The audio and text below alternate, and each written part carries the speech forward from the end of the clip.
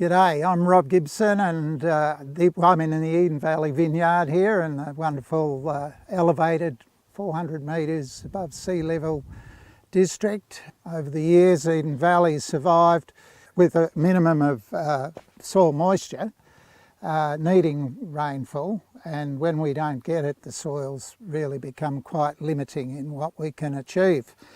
So just looking at soils, the reason for that is that they're very light soils and they drain freely when you get good rainfall, but they become very powdery and very dry when you have drought. The soil's sandy podzol, generally slightly acidic on the sort of pH 6 type range, will respond well to lime, generally not sodic in the better situations, and we can always work with that as a base if we can get organic material into that soil.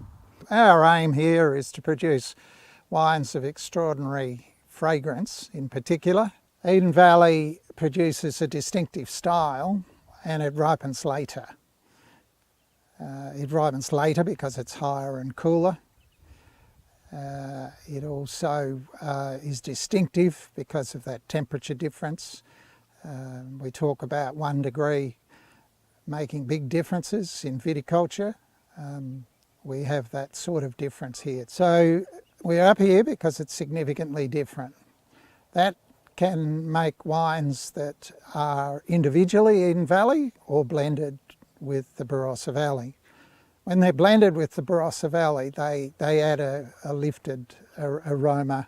We can do all sorts of things using Eden Valley. The old vines from Eden Valley, generally we love to make them separate and have a distinctive Eden Valley style.